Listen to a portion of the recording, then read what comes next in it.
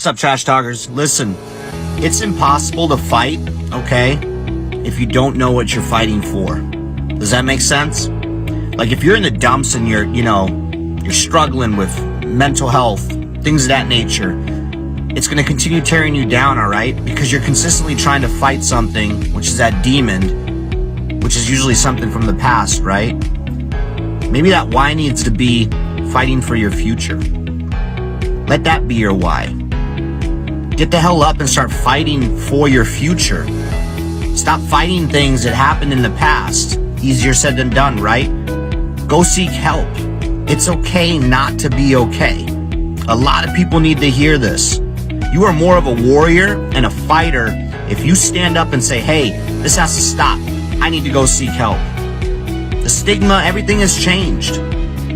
It's okay not to be okay.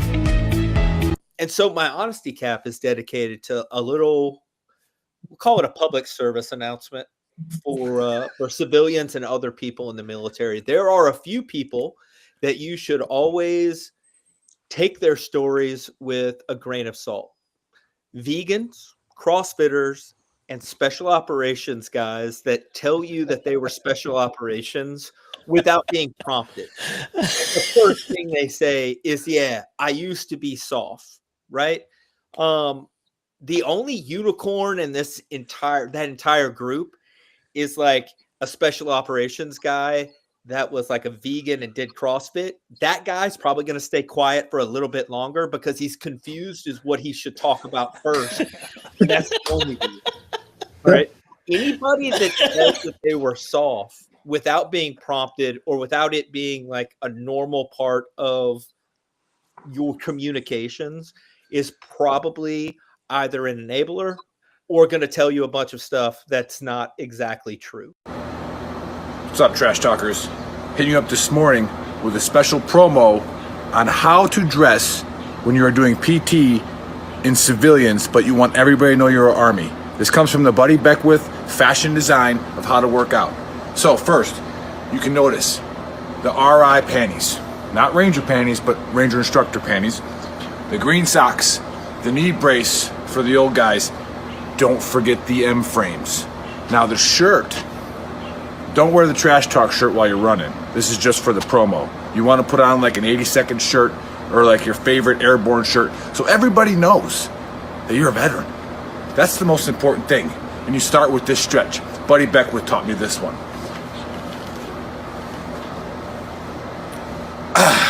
Ready to go.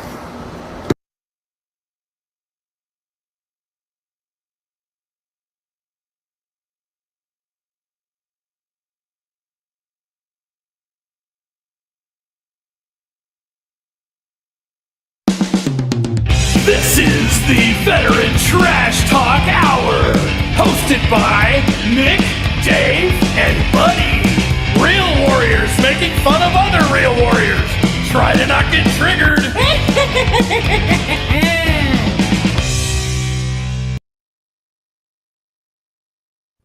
What up, Trash Talkers? What is up, Gruntworks Nation? Welcome to Season 2, Episode 17 of the Trash Talk Hour. Special guest today is our amazing sponsor, Corey, with the Veterans Mortgage Source. And today I'm joined by Buddy and Nick. Happy New Year. Happy New Year. Powered by Canopy Mortgage, Dave. By Canopy Mortgage. I like to say the Veterans Mortgage Source. It just sounds better with adding all that other to it. You know? Don't say the. Does the word that's triggering Buddy today. So you don't want to say the. We got a lot of triggering words today, man. How's everybody doing? How's everybody doing? Dude, Happy New Year. I'm doing great. Yeah. Happy New Year. Yeah. It's been a while. I mean, we talked to each other like almost every other day. It's been like 3 days, Dave. I was there 3 days ago. You were. It was a good time. Buddy and I got to celebrate New Year's together, so that was fun. We drank a lot. Nice. Yeah, nice. It was a good time. I mean, played a lot of Golden Tee with Nick. You probably should have, David. What? Dave was definitely in celebration mode. It was a good time. I was. Yeah. My 90s rap career came back briefly. Yeah. Well, I don't think it was sick. It was. It's called hungover, Dave. All right, Yeah. Your body. It's your body telling you that what you did yesterday was wrong. Okay. Yeah. 100%. Yeah. That the last night was a little rough. A little rough. Yeah, true. Vodka, beer, mixed it all together. More like vodka, Red Bull, Monster, whatever. The little like pre-workout, anything that's an upper and some vodka is what Dave was mixing. Like, not anything. It was all legal. Nice. Right? It was good. And then we played around the Golden Tee, Buddy and I. And we did every hole. You have to the loser has to take a half a shot, and we played till like 2:30 or 3 in the morning. That was rough. But then we went the next day on a 4.5-mile hike. Right? We did healthy stuff. We did. Yeah. Gotta keep that boy in shape. There's other ways you can get that. You have to get that demon out of you. So yeah. All right. Get your mind right. Get your body right. Well, okay. So 2025. Just get right into it. Started off with a bang, huh? No pun intended.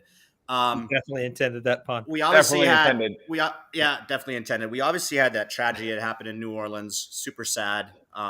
And then we had the Matthew Livesberger, which everybody on social media is going absolutely nuts about.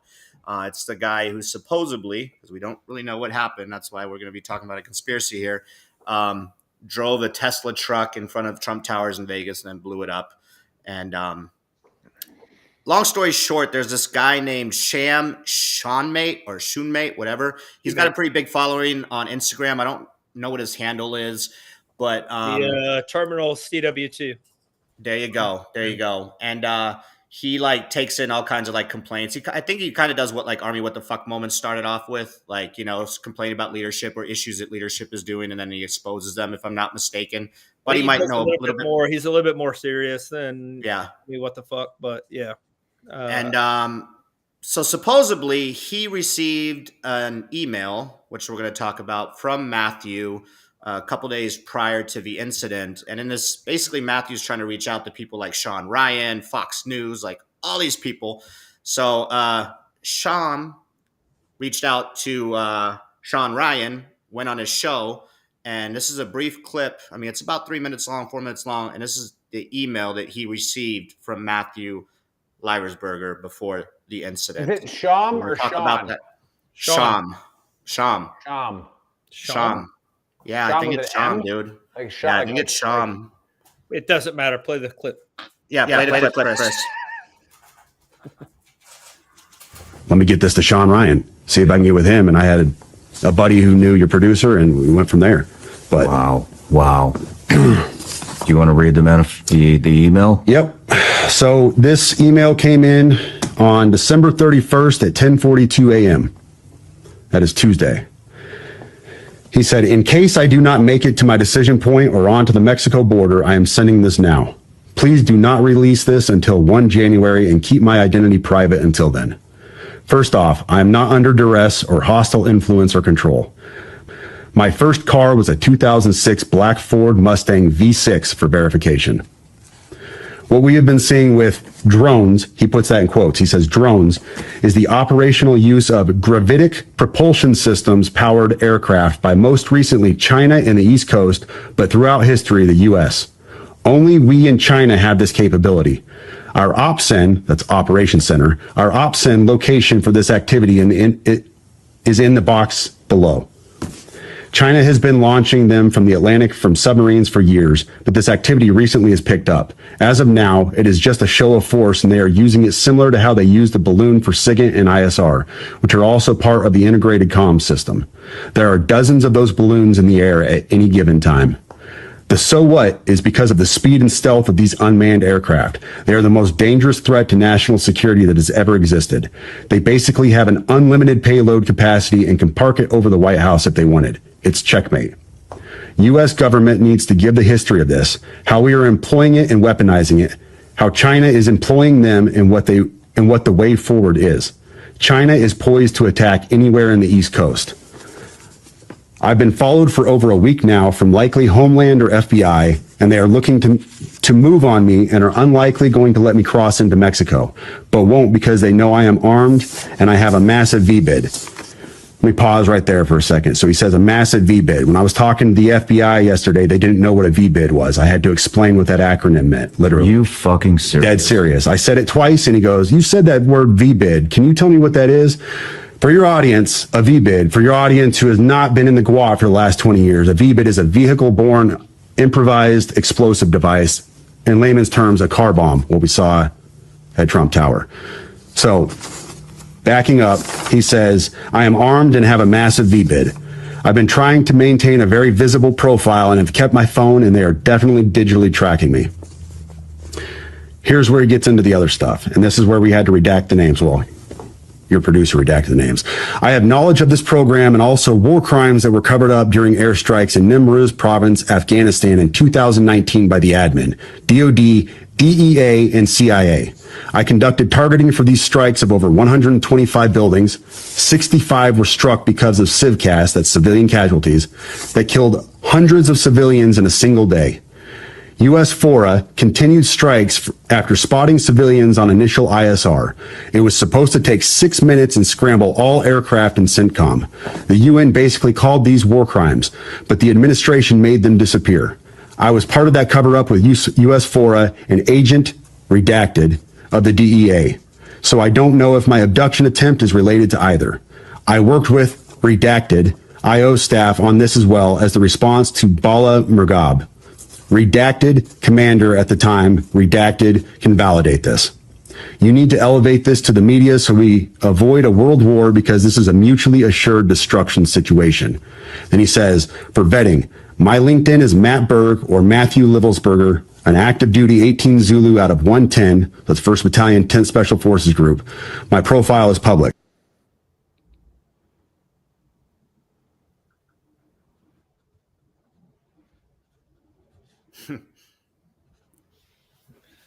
I have to say that's literally the very first podcast I've ever watched where by 45 minutes in, I had an uneasy feeling in my stomach and was like, this is bad. Yeah. And we don't have to go in order. We can just like all talk about it briefly. Like that was, yeah, because Buddy was here when it all went down. And like immediately, obviously social media is going crazy, but like this guy's been like a trained SF guy. Like he had some fireworks in the back of that vehicle and then he grabs a Tesla truck. So either he was just trying to send a message or I think if you look at it, there are two different attacks that have happened in the last 2 weeks, or 3 different attacks that have happened in the last 2 weeks that are common but not common. The vehicle attack in Germany, where they drove into a Christmas market, a Christmas market.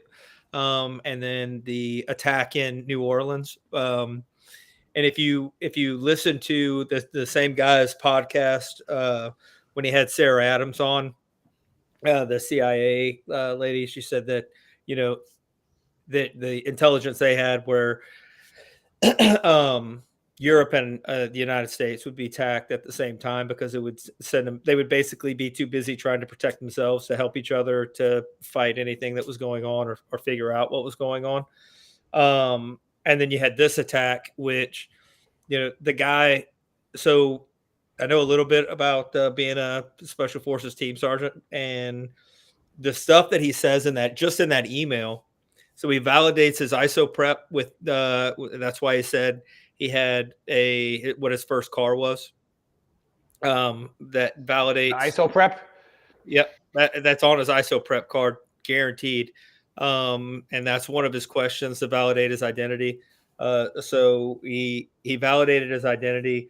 He talked about his decision point, and for the civilian people that don't really know what that means, or even to military people that didn't do any planning a whole lot. Your decision point is basically the point where you abort or you don't abort. Like you make the decision that you're going to go, where everything is lined up, everything is still the same. It's your very last point before you your point of no return, basically. And then when he talks about he knows that he's been followed by Homeland Security and the other people. The way he's talking about it shows that he's had some counterintelligence, counter surveillance training, which means that this guy's he's not a fucking idiot. Like this guy's not dumb. He's not some whack job that's just out here doing that had PTSD or lost his mind. And I've had good team sergeants, I've had bad team sergeants, and SF has good guys, has bad guys, but they all have one thing in common, and that is that they may be bad at certain things, but their motivation is generally fairly pure, and it's what's best for the country and what's best for the people around them. So I put a lot of stock in what that guy, like the emails that he sent, the fact that he was trying to reach out to absolutely everybody. And there's no reason to say these super inflammatory things that, I mean, the guy had, I think, 19 years in, almost 20. And that would have live, die, whatever. That was his whole career down the tube, his whole reputation, and everything we do was built on reputation in that community. So let me talk about Buddy real quick. Like you mentioned, and let's hit on one of those points you mentioned. Like, and I watched the episode yesterday too. I was pretty tired because I had just gotten back from driving Tyler back to Huachuca, but he talks about the stuff that happened in Afghanistan, and weren't they like looking it up? And those airstrikes did happen. Those airstrikes did happen. Now, I will say that the UN, which is a completely different organization than, and they don't, those tips don't really touch a whole lot for the DoD. The UN, like they said on the show, has said that those targets, drug trafficking, drug targets, are not a military target. That you have to target those with law enforcement. I can see where they would have made a case for targeting them anyway. And that case would have been that they were going for the funding of terrorism, and they're being funded by the drugs, whatever. Yeah, well, the Taliban, Al Qaeda, ISIS. They're also not stupid. They've been doing this for 50 years now. Well, with us for almost 30, and they just like any other business, they do a very good job of diversifying, not only in the way they attack, but the way that they raise money. So they've got NGOs that they run in, or non-government organizations that they run in Afghanistan, Iraq, all everywhere. And when we fund those NGOs, we're actually 10 cents of every dollar is going to maybe help some people so they can take some pictures, and then everything else is going to them. So I guess. But that's up to the command to make that case and not cover it up. Right. So, I can see where he would have had a problem with it, especially, the amount of people that were killed that were not, women, children, stuff like that. But at the same time, I can see where they would have made a case for it and logicked them to themselves. So that'd be one of those things where you have to get more information before you could really, build a case on it or get a I mean, you definitely have to investigate it. And then he talks about the drones, obviously, which is a huge hype. It's still happening, and his explanation for the drones seems pretty reasonable. Like it does, but at the same time, it also, the only reason that this can even happen is because the government has just not said anything. Just like that balloon that was going across from China. 2 balloons. They didn't say anything. Well, the 2 balloons, apparently dozens of 99 them. 99 Luftballons. 99 Luftballons. But like the government has not done a very good job of even being opaque. You know what I mean? There's whoa. How do you spell that? There's no talking. They're not putting anything out. And they're actually doing. They tell us they don't know what it is, but they know it's not a threat. We're kind of getting off of. We're on topic, but off topic. Yeah. What?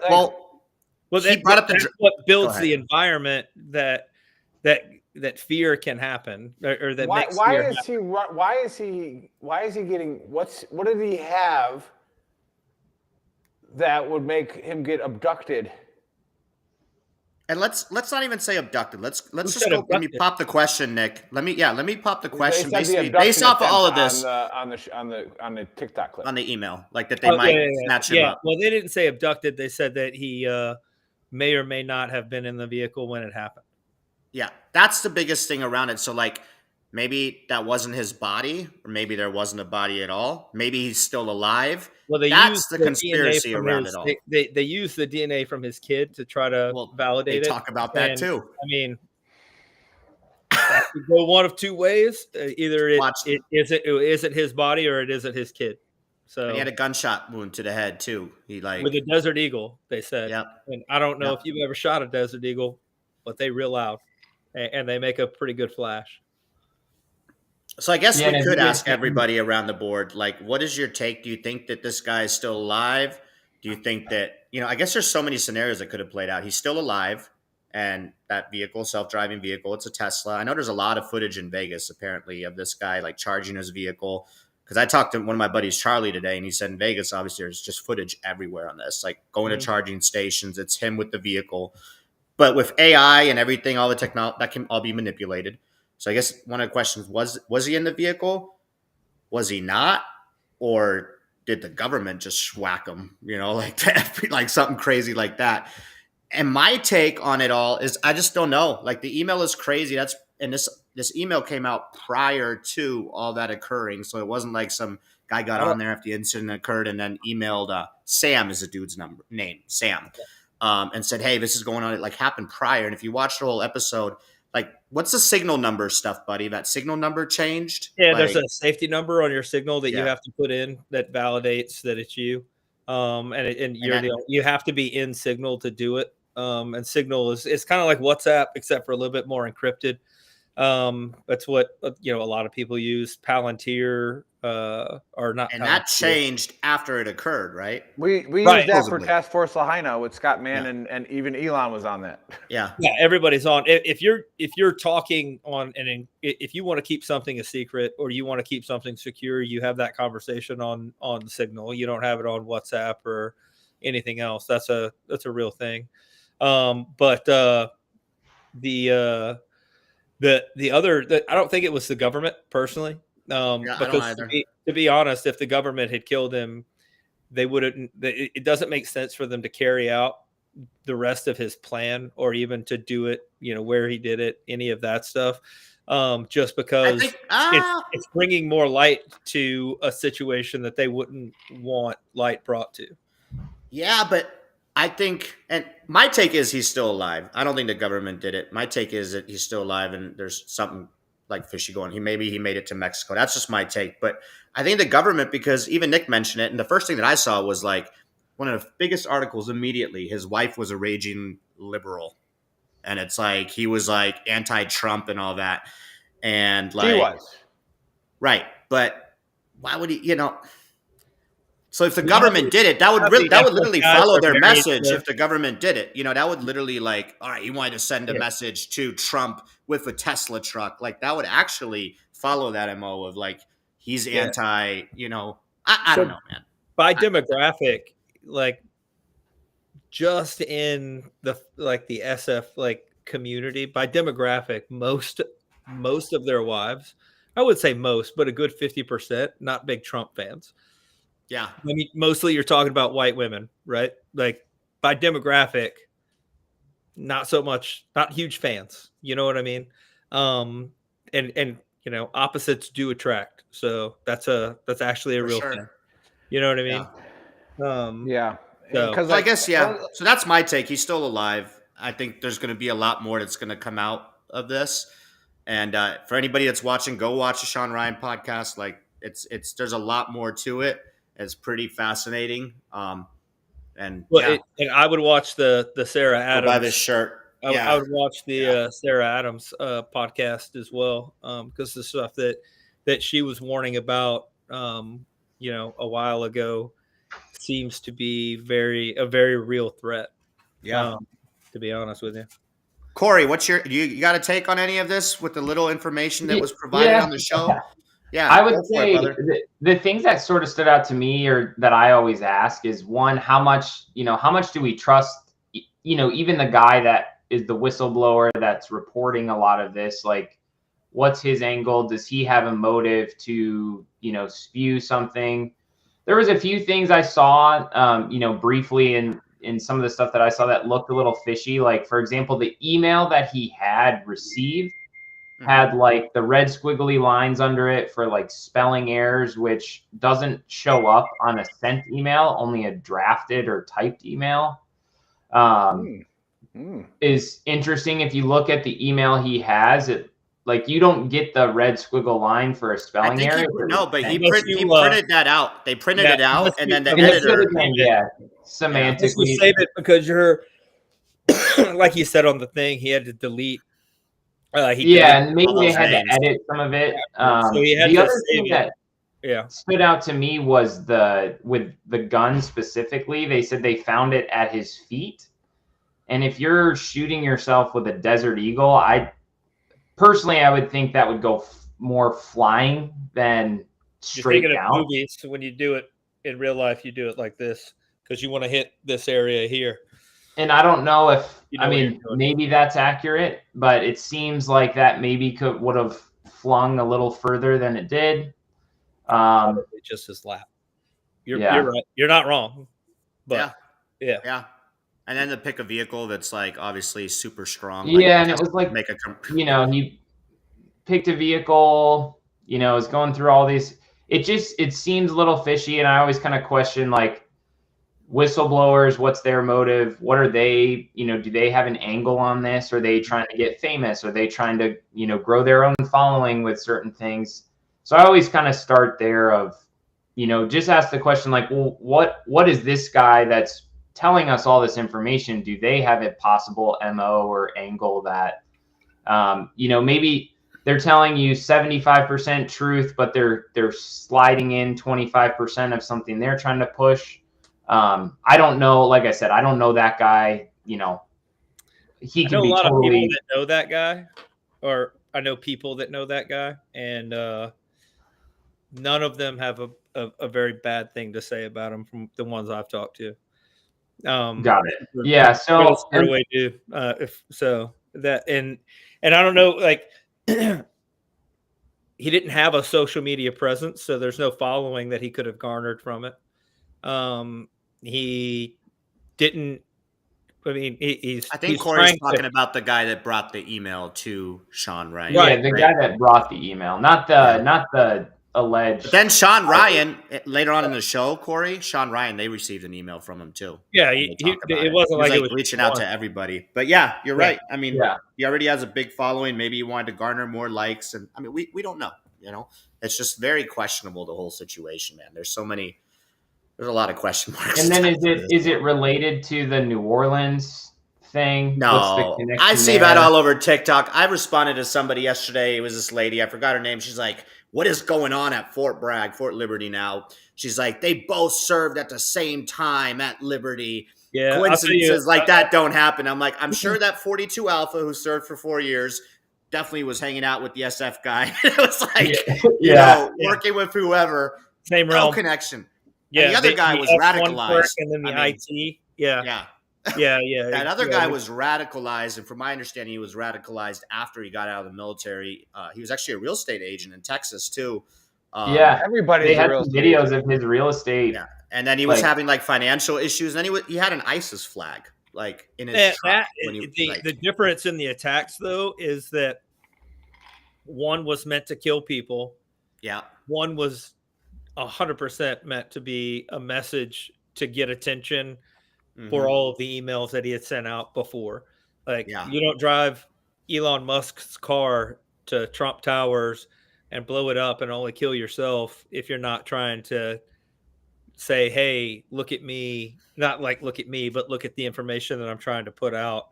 And I've already sent it to everybody and their brother. That's basically all I can do. And then put out this message. Yeah. And before we get to Nick, buddy, real quick, do you think I don't think you ever answered. Do you think he's still alive? Or do you, what's your take? Like, you don't know? I don't feel, I wouldn't feel comfortable even like guessing. Fair. Because the truth is you never know. But if he is, nobody will know it. Correct. Not because he's, not because we're so skilled that we can just meld into wherever. Like you're a white dude going to Mexico, probably going to stand out. But but the fact is, if he gets picked up, there'll be a black Chinook that comes and gets him. Yeah. Nick, you've heard a lot. You've been quiet. I was talking. Well, I'm trying to gather on what exactly we're supposed to be commenting on. Of like, what is? Are we? What's your take? Is he alive still? What? Like, yeah. I think this was a suicide. I was talking to one of the suicide experts that we know well, because again, what we do here at Veteran Trash Talk, we take every one of them that we hear about very seriously. Yeah. We find out if there's anybody we know. We find out if if we need to reach out. I know I didn't have to do anything with any type of special forces thing because Buddy's on the team, and obviously I'm sure he reached out to some people. But kind of like what he's saying is, this isn't a judgment on him or anything, but if he was part of these missions, some of them, if he was doing some of these things, was there anything that was heavy on his heart, in his head, that he couldn't live with? Brother, he did the targeting for it. Yeah, he did the targeting. He came up with all of the packets. He found out. I'm just saying. That would be bad. That'd be hard to live with. Right. So, is he dealing with that? With this? Yeah. And then, is he sending the message to Trump and Elon, like Buddy said? Did he make something so dumb of a bomb that it wouldn't hurt somebody? It had minor injuries because it was an explosion. Did he make it dumb enough just so that it wouldn't kill people? Yeah, to send a message. And it makes a scene. And now he's telling Trump and Elon, you guys should probably look into this. If you looked in the back of that truck, there was nothing in there that was like, and like there's even a running joke on like most SF threads right now that's like when you're an 18 Echo that never cross-trained, and then it's like a picture of that vehicle because like it was basically like had Coleman fuel in it. I don't know if you know this, but Coleman fuel don't explode. Right. Yeah, it didn't have anything crazy in it. Yeah, so I think it was an unfortunate. What happened was fireworks. Yeah, I think it was somebody who, let a demon get the best of him. Of, something that I'm not going to judge how he lived with it, if he did live with it or what it was. But I think it's something. Judge, yeah, I think it's something that he was trying to get people to pay attention to, and he thought this was the way. Mm-hmm. Yeah, and maybe he didn't want to face repercussions from his own community for being a whistleblower on it. I don't know. Like, yeah, it's tough. It's tough, but I think it was suicide. Yeah. Damn. Okay. Well, we'll see what happens, right? I think there's further investigations going on. We'll see what happens with all that stuff in Afghanistan. To lighten the mood up. I know Buddy's not going to be funny with his honesty cap. He's not. It's going to get worse. I already know what Buddy's going to talk about. I know, but just to throw a little break in there is you have a lot of people that, talk about how we've been predicting these attacks. It's Christmas time. Just Google how many terrorist attacks have happened around the holidays. Those are targets of opportunity. The one message I'll always put out, more referencing the New Orleans, event, terrorist attack, is the FBI, when they were somewhat, I guess, responsible for and trustworthy, they might still be a little bit, but when they were like, the only ones who's going to stop these kind of attacks is the community. Like, you can't stop a lone wolf unless somebody in the community steps up and says, hey, this guy. Yeah. Right. So like Scott Mann always says, we've had him on our show a bunch of times, now is the time to be vigilant more than ever, especially with these open borders. Such a good segue. Yeah. Be vigilant more than Scott ever. Scott and Sean Ryan. Scott's been on Sean Ryan and hey, Scott was on our show first, Sean. So take that. Yeah. He's been on our show 2 or 3 times. Yeah, we love our guy Scott. And he was and he spearheaded Task Force Lahaina with us, so that was 100%. Awesome. Yeah. 100%. Well, go ahead, ready buddy. for this honesty cap? Yeah. All right. So I made a quick list of 5 things that people should probably start doing this year that they probably weren't doing last year. But if it's even a possibility, none of these 5 things will hurt you. All of them will benefit you at some point anyway. But if any of the intelligence reports that they're talking about are factual, people should start to prepare themselves for a fucking rocky 2025. So number one and none of these are in any real particular order, but act like people in the Depression. Like, don't throw shit away just because you don't, like, you changed out a light bulb that you wanted an LED instead of this other light bulb. Like, keep stuff. You might need it and might not be able to get any of that stuff later on. And take care of your stuff, because if it breaks, there's a good chance that there are going to be shortages of stuff if anything does happen. Even Dave and I'm going to go into how it could happen, but it would be very easy for sleeper cells or people to shut down all of the big cities, all of the interstates in the country for at least a week, and it wouldn't be very difficult for them to do.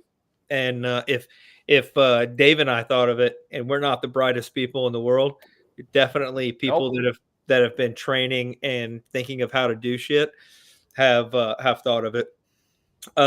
Number two is keep some cash on hand. Small bills, 5s, 10s, 20s. Don't keep $100 bills, because if you need to make change, you're not going to be able to do it, and you might, there's a chance that electricity will be affected, power will be affected, stuff like that at some point. So keep stuff that you can barter and stuff that you can break down. So $500 or $600 of 20s, 10s, 5s is never a bad idea.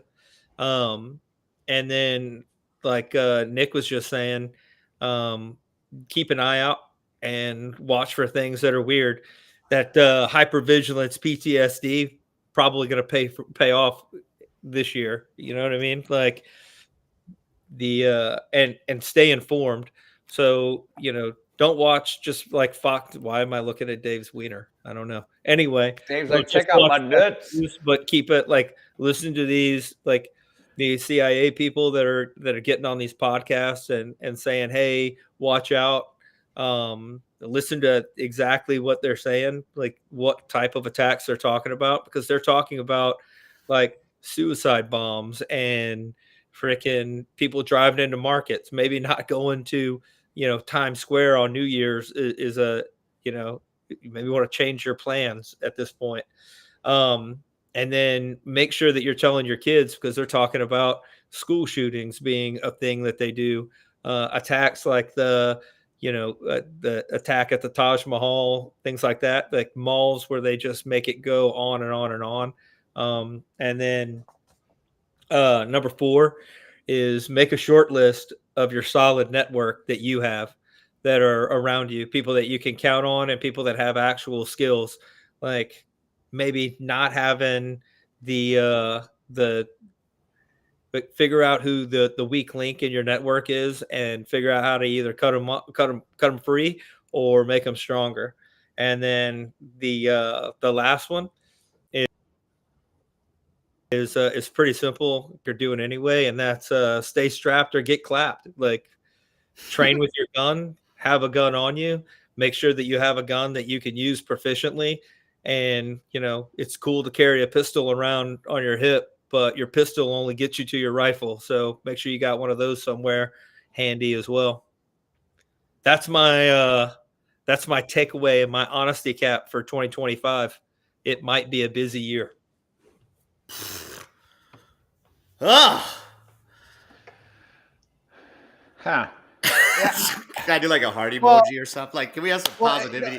Positivity. Buddy and I went down that rabbit hole for hours. This is why Buddy and Dave shouldn't get together for more than 2 days, right? It didn't have anything to do with that. It literally had everything to do with when you're doing half a shots, in between shots. No. I got a little.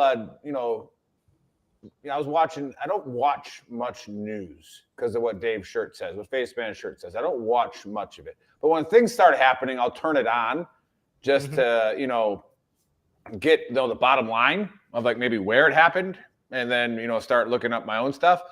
But you get this expert on Fox News saying you should not go to this game.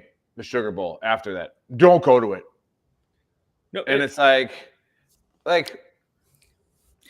it's come not on, man. not going to things. It's being vigilant while you're being there. vigilant. Yeah, but like again, like we always say this, you know, we've been saying it since terrorism became a real thing, where it became like a word that meant something. Because people will revisionist historian go back and say these people were terrorists because of this. Like, you know, like technically Luke Skywalker was a terrorist in Star Wars, right? Like, so like it is what it is. But since we've been tracking it, you know, once we stop doing things, once we stop being free, once we stop living, then you've lost to the terrorists, right? So, like, but again, being vigilant it's something that you see in apathetic society is what these guys like, you know, Scott Mann talk about. These CIA guys are talking about is like, just because you think everything's great, like, but it goes both ways. Just because things are happening now doesn't mean that they weren't happening before, that they didn't happen previously. It's like, but yes, we do need to start hitting people up again, saying, start paying attention around you. See things around you, say something, call your veteran buddy and ask, is this normal when dude's doing this? Yeah. I had an old, this guy had like a Ranger scroll from Vietnam, Sergeant Major one time came and visited us. And his advice for us were to be a porcupine, don't be a possum. Nobody wants, like, no animals want to attack a porcupine because it's going to hurt a little bit. But they'll attack a possum because it just plays dead, lays there, and they can go eat it.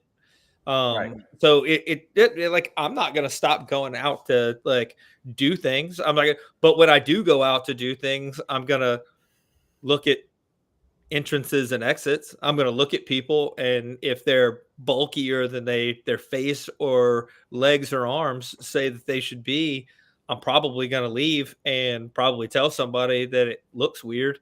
You know, I'm gonna, but it's just paying attention. Like, you don't want to get, like, at the end of the day, if you're not paying attention and being vigilant, you're basically like, you're going to get killed by that complacency. You know what I mean?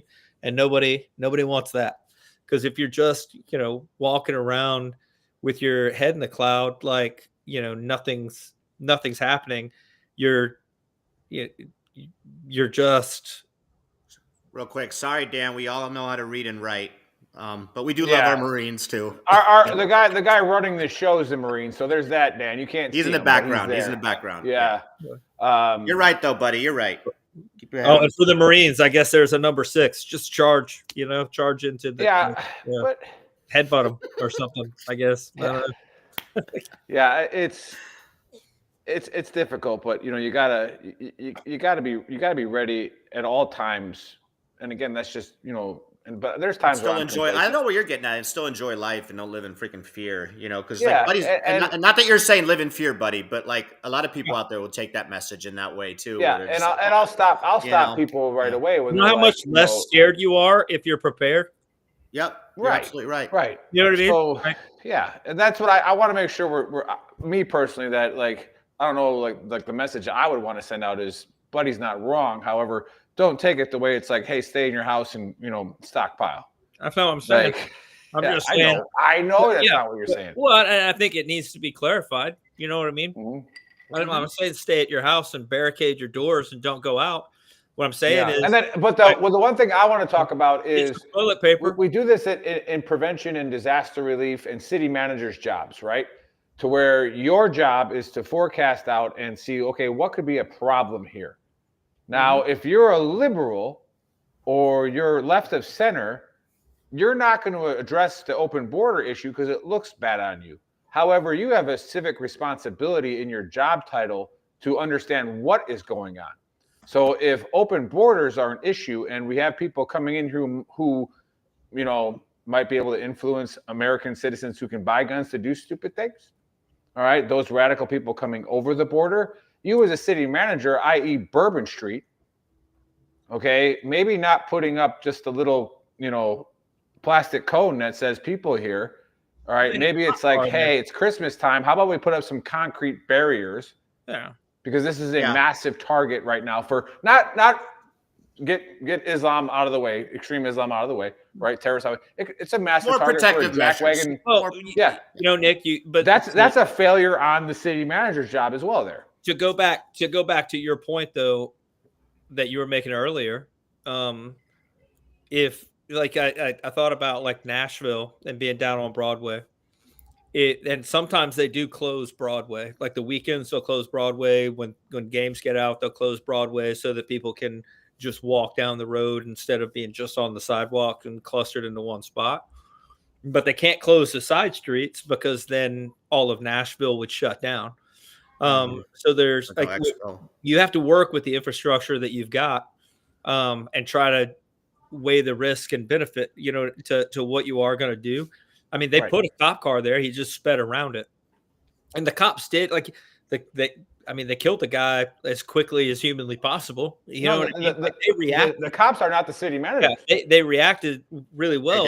I think that the point that like I was making with that list too, is that these guys are clearly past the threshold of violence. They've got their funding. They've got their plans. They've got their teams in place. They're past where they're worried about getting caught because somebody does something stupid. And now they're at the operational level where they're just doing their dirt. Right. All right. Because you got to leave at the top of the hour. But people are taking it away from our very quiet Corey. Finish your point. Well, finish your point. The last thing is that people like once they're already past that, it's no longer the government can't do anything to save you. No.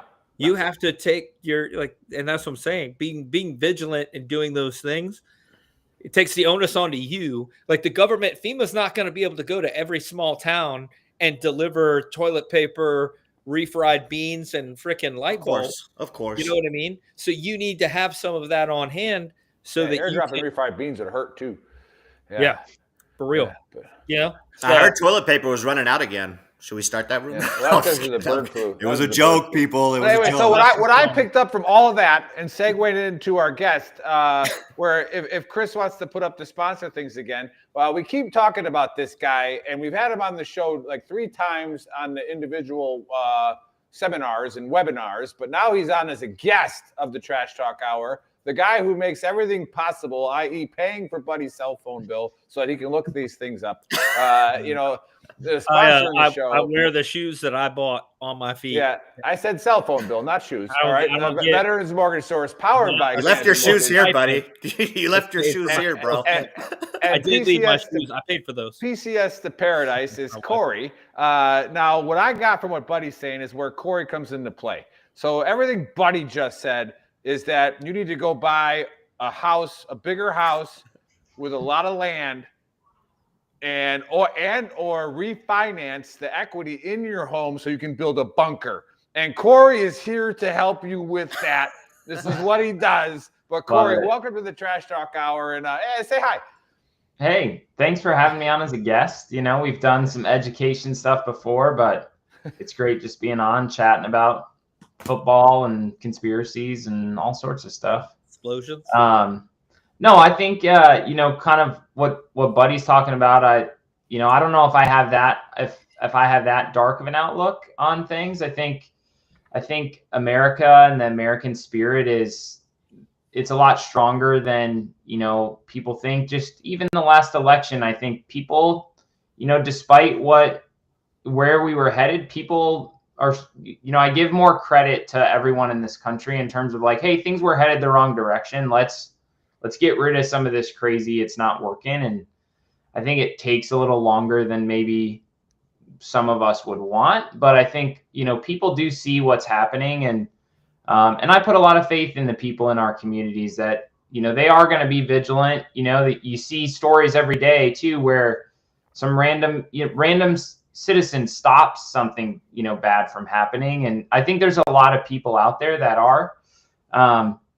But I do think it's important, for every person out there, like be prepared, have a plan in all aspects of your life. And the thing that we always push is with veteran suicide and making lives better is the financial readiness side is like, get your finances in line and have a plan, because too many people, I talk to veterans every day. They've gone a 20-year military career. They never bought a house, right? They've never bought a house. They've rented, they've lived on base their whole life, and now they're retired, but they don't have those assets. They're not fully set up. And so, my message to a lot of people is, while you're getting prepared for, whatever it may be that you think is going to happen in 2025, look at your finances too. Look at, your retirement plan, your savings plan, your living situation. Have a plan for that stuff, and talk to your battle buddies about that too. Of, how's your buddy doing? With their stuff, because I think that's a big reason too that drives people into, kind of doing some crazy stuff, is because they're not in a financial situation that's comfortable. They're, I think it's the number one stressor, I think, of all people's lives, is they're not in a comfortable position financially, and that leads to desperation, and that leads to crazy things happening, or, they just want to end their life, and they do some crazy stuff in the process. They're like, I'm going to go shoot up a school because I hate my life and my life's a disaster and I want to be remembered for something. And they go do something crazy. So that's really what I'm always, about is, hey, have a plan, be prepared. And that's what we try to do is, education is the first thing we always push. And I think the first thing to being prepared is being educated, right? Even if you're not taking action this second, understanding what you need to do, putting a plan together, having a plan for the future, having a plan for, if a lot of this stuff happens, that Buddy talked about, rates are probably going to plummet just like they did during COVID. If there's all sorts of terrorist attacks, the country shutting down. So have a plan to refinance your home if that's the case. That's one of the best things I like about our industry is times are good. Everyone's making money. They're buying houses. Times are bad. Everything's going crazy. Rates plummet and everyone is refinancing their houses. So have a plan for that. If just across the board, make sure you're considering all these things in all aspects of your life. Be strapped. Totally agree with that. Get a house that's yours and have a nice gun safe full of ammo and full of guns. Yeah, sure. Corey's an avid hunter. He had a couple kills this year. Taking care of the land, but something that triggered me, and I'm going to talk about it next week more specifically in my book of Earl. But it kind of goes with this. Where I'm starting to get pretty triggered at people who say a lot easier said than done. Right. That's just an excuse for there's some valid stuff to that. Some, right? However, when it comes to home buying, when it comes to refining, I don't know how many times in my military career did I have intelligent people sitting in front of me who were terrified to buy a home. Oh, for sure.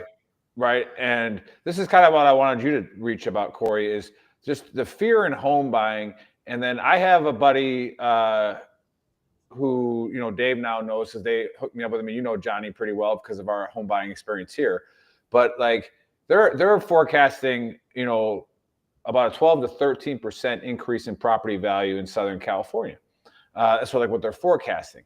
So what I'm going to ask you is, what is your biggest, I would say, what do people say they're most afraid of when either buying or refining, and how do you answer those? And I'll start out with one is, should I refi if the rates drop to 5% if I'm at 6.25, or should I wait for it to go lower? Like I'm always afraid, like, do I stay where I'm at now? Do I go, like, what happens? Like that kind of stuff. How do you answer those questions? So I think a perfect example was this summer. And you weren't able to refi because you just bought your house and you got to wait, 6 payments and all that, 210 days from note date and all that. That's a lot. But I know. But a perfect example, and what we always push is, if you have a win, take it, because you can't predict the future. One of the ways too that I always encourage and I push all of my employees, and the way we structure refis for veterans too, is we call them, the best way to think about it is kind of like a no cost refi, where you're not pumping your loan full of closing costs. You're just taking the free win, dropping your payment 0.5%, 0.75%, but it didn't really cost you anything because you have enough credit to cover the closing costs and stuff on your refinance. But there were some people, for example, when rates got into the fives again, like 5.75, they were at like 6.75. I had some people that were like, I want to wait till it's 5.25 before I refi because, you know, I think it's going to keep going down. Even though they could have instantly taken $400, $500 a month off their payment, wouldn't have cost them anything. And now all of a sudden moving forward, they're saving $400 or $500 again. Well, what happened? Rates kind of dipped at a low of like in the mid low fives and shot right back up. I mean, conventionals in the sevens again. It had, you know, boom, shot right back up. So now those people might be waiting another year before it gets back even, you know, to hopefully sooner than that, but in the fives again. And they've been, you know, paying an extra $500 a month every time. So I always look at it, if you have the guaranteed win, take it, because if it keeps going down, you can refi again. During COVID, I think I refied my house 3 times in a matter of 2 years because every time it dropped, I just stair-stepped it down little by little. And that's another reason we push the, you know, I think one of the reasons I kind of have that philosophy too of this, the no cost stair step, is we saw people when rates got into the high threes pay $30,000 to get it down to 3.25 and say it's never going to get lower than this. And, you know, so I'm going to spend the money by the points. They ended up refinancing again when it got into the twos because, you know, and that money was all kind of wasted. And you know, hindsight's 2020, can't blame them for that either. But in that same vein, take the guaranteed win and, you know, just stair step your way down. It doesn't cost you generally anything the way we structure these and how I hope most lenders structure these for veterans. Cause I have seen the opposite. You know, there's people that are PCSing in 1 year and they've got to go. And they had a lender throw 15, 20,000 in their closing costs on a refi, cause you can do that. And then they go to sell their home and they're upside down because of that. So I always am in the philosophy, be conservative, take the stair step, keep your equity in check, because you never know what's going to happen. You got to sell your home, you got to move, you got to do this. So if you got to win, take it, and just keep stair stepping it down like that. Because if rates keep going lower, that doesn't hurt you. You just have to wait, you know, a little bit longer before you can refi again, and then you take that win. So I don't think there's any wrong answer. Is if there's a win, take it. Especially usually Corey, what the rule of thumb be 1 to 2%, because that's when you're actually going to see a significant impact on your monthlies, right? Because like if people are like, oh, it went down 0.5%, depending on the cost of your home and your loan, like your monthlies are going to decrease that much, you know? Yeah, so I have a little different rule in Hawaii because it depends on the price of your home. Right. So right. For someone that's got $1 million plus, I say you know 0.5% to 0.75%, you can save $600 a month. If you have a $300,000 home, I would be more 1.25%, 1.5% before. So it's a little bit of a stair step in terms of how much is your home relative to the rate change. Because I also have a lady who's, you know, she's got a $175,000 loan. I can drop her rate 3% and it changes her monthly payment by, you know, $280. Right. So it depends on how much your home price is or how big your loan is to where that makes sense in terms of real dollars. So I usually do a bit of a scale. Over $1 million, anything a half or better is for free is typically makes sense because it's $500. $1 million to 500, I'd like to see about 1%, 0.75% to 1%, and then under 500, at least 1% at the minimum, 1.5 probably or more is ideal, to where that's going to be worth doing and you're going to save actual, you know, hundreds of dollars a month. Right. Yeah. And for those of you just tuned in, those of you just watching, or those of you listening on the podcast and downloading it later, this is Corey talking. He's our sponsor with Veterans Mortgage Source, powered by Canopy Mortgage. We'll run an ad here the next 6 months talking about how we trust him, all right, and how we make the joke where it's not really a joke, to where if he does not do what's right by you, message me, all right? Message Faceman. We'll call him because maybe something stupid happened that he didn't even know about, and he can make it right. But he made a lot of things right by me multiple times, and he'll make it right for you. So if you're thinking about buying a house, if you're thinking about refinancing, all right, reach out to Corey. All right, right there on the QR codes. Just go on there, scan them, talk to them. And again, can people email you and ask you questions? Does that bother you? No, not at all. Text me, email me if you have questions, because I think that's where it starts. Get the information. I always kind of joke, I don't have to sell anything. Once you know about the VA loan and all the benefits of homeownership, it sells itself. I just am an educator more than anything, not a salesman, because once you have the information, we see the stats all the time. 2 in 5 veterans have never even heard of the VA loan or have no idea what it is. And so, there's so many people out there who just don't even know what's available to them. And if all of those people were educated, there'd be a lot more VA loan home buyers and veteran homeowners. And that's, I mean, come on, Dave, it's not crazy. We were in the Army. So was Corey. Like, we were first sergeants. Like, there's some dumb people, right? Like, that don't know about what they're entitled to. It's not too crazy. But hey, maybe I should say ignorant, not dumb. All right. But in the Army, we called you dumb. So yeah, guys. Fucking idiot. I just didn't know. Like, what do you mean 25% on a Ford Probe is a bad? Yeah, or like, what do you mean I should have went to sick call? What's sick call? Like, you have 2 teeth hanging out of your fucking mouth, bro. Like, dude, you got free dental here. It's like, I got this car at a 20% interest rate. I didn't know that I could go get that done. I'm like, oh my gosh. Like, yeah. So I think that's one of the things that, since I've been doing my new job, I go around and I try to explain to like the higher ups and even the civilians working in those stupid GS positions, where I'm like, you do realize that half your base doesn't know that you work here.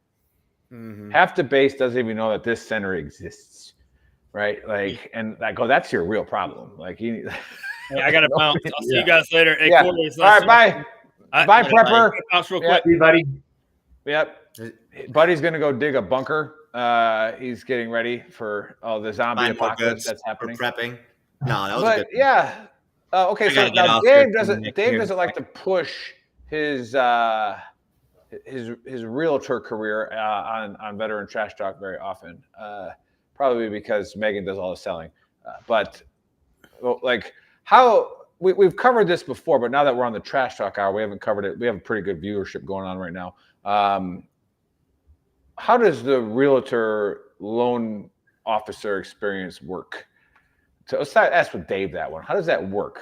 Do you prefer to work with the same loan guys, or does it matter? It's hard. If somebody comes to us and already has a lender, like, great. What I'll tell individuals is to always go shop your lenders, right? I did it as a recruiter. Go shop your branches. Go figure out who you want to work with and go with the best one. Don't lock in with, because this is your brother's cousin who's been a lender for a half a year. Like, go shop and then go from there. So I do have preferred lenders. Corey is one of our preferred lenders as well now. So you can check out Armed Forces Across America. Look at that plug. Oh, shit. Yeah. We are nationwide. And then we have a couple other preferred lenders, but go shop lenders, go shop your agent too. Like, that's just how that works. And like Corey said, and Corey, you can hash on this, you can hit this again, is Corey's not the salesman. Dave's the salesman, right? Dave's trying to sell the house or buy the house, right? Mm-hmm. Like, when it comes to shopping lenders, do you take it personal, Corey? If I'm like, hey, can you beat 5.2? No, and you can't. Oh, not at all. No, I mean, and like I said, business is business, and I want ultimately what's best for every veteran out there, and every situation is different.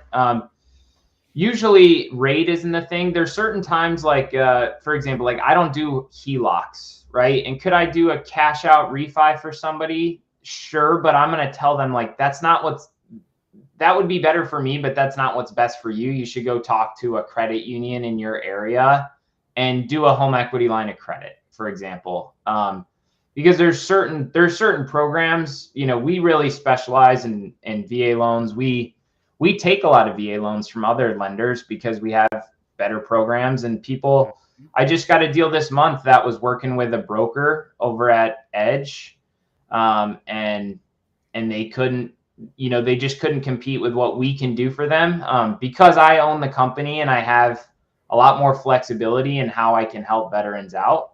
I can just structure a lot of things that brokers or other lenders don't have the flexibility to do, because it's all my company. So that's what, one of the real perks of what I have going is can help a lot more people, get them to the finish line with like, hey, they need some extra lender credit to get to the finish line. Like, we can make that happen. It's, we're going to barely make anything, but I'd rather barely make anything and get them to the finish line than not have them in a home.